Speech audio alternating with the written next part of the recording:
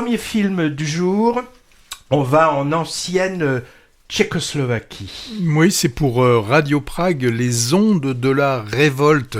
Film qui nous ramène en 1968, période où se déroulera ce qui sera appelé plus tard le printemps de Prague.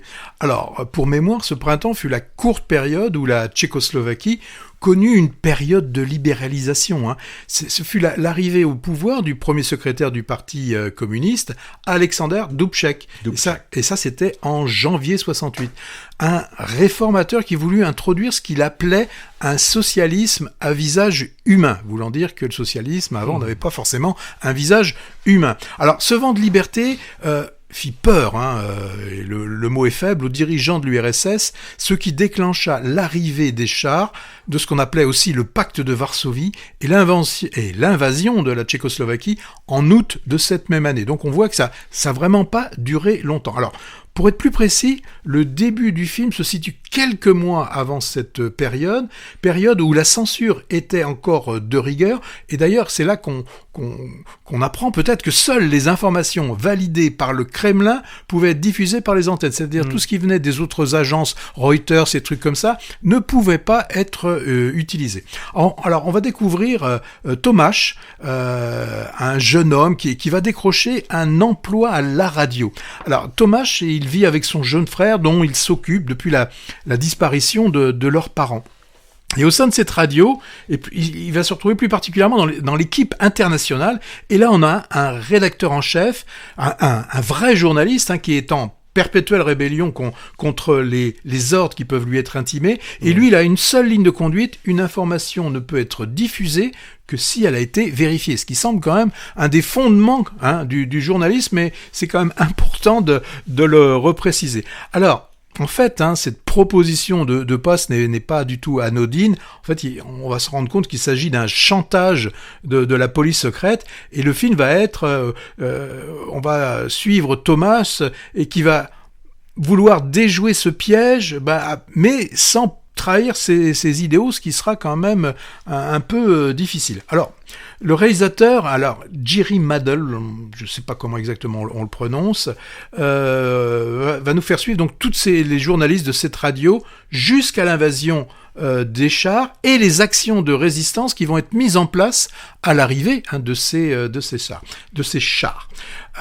Donc c'est un film qui est vraiment ancré dans une réalité historique, mais qui a su y instiller quand même un peu de thriller. Je vois Hervé qui remue la tête. Moi, ce que j'ai bien aimé dans le film, c'est la qualité de la reconstitution, avec des décors, des costumes, une bande-son aussi, qui nous replonge à cette époque. Et si je parle de ça, c'est que je voulais faire le parallèle avec le film La Cache, qui lui aussi se situait quasiment à la même époque, puisqu'on était en 68. Mais là aussi, il y avait reconstitution. Oui, mais dans La Cache, on sentait la reconstitution. On nous la montrait, on disait, vous voyez bien qu'on est faisait décor. Ça faisait décor. Alors que là, moi, ce que je dirais que la reconstitution, je ne veux pas dire qu'elle sait se montrer, justement, elle sait se faire oublier. Et c'est ça qui est important.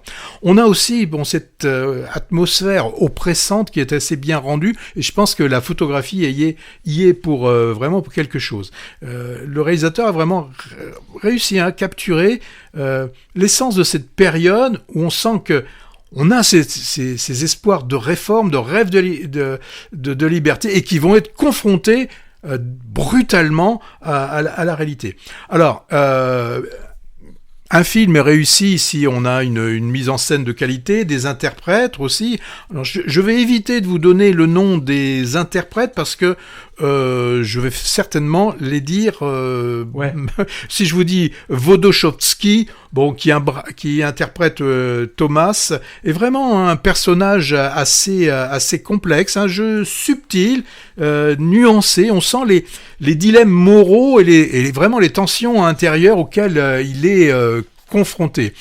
J'ai bien aimé aussi le rédacteur en chef là, on dirait un peu un Plenel. Enfin bon, c'est peut-être la moustache qui m'a fait penser à ci. Alors un film aussi, c'est bien hein, quand ça donne quand même à réfléchir. Et là, quand même, le film nous parle de liberté d'expression, du rôle des médias dans la société. Ouais. Ça nous rappelle quand même l'importance de défendre la liberté de la presse face à la censure et à la répression.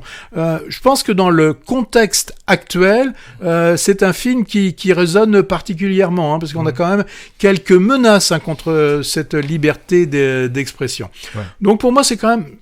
Bon, on va voir ce que tu vas en rajouter. Pour moi, c'est quand même un thriller historique. Alors peut-être qu'on peut aussi dire qu'il y a toujours des faiblesses et peut-être que le rythme par moment est un petit peu inégal. Et puis certainement aussi fortement, et c'est normal, sur le contexte historique de ce film. Ça pourra rebuter certains. Mais pour moi, quand même, j'ai trouvé que c'est un film qui mérite d'être vu pour cette reconstitution et puis aussi pour la réflexion que ça peut nous entraîner à faire. Ouais. Voilà. Intéressant, ne serait-ce que historiquement parlant. Mais bon, je dirais sans plus, je suis moins gentil que toi. Moi, la réalisation m'a paru un peu décousue. Ou alors c'est le scénario que j'ai trouvé un tantinet confus, avec peut-être trop d'histoires parallèles qui ne s'imbriquent pas forcément bien. Bon, disons que Radio Prague m'a pas laissé de mon côté un souvenir impérissable.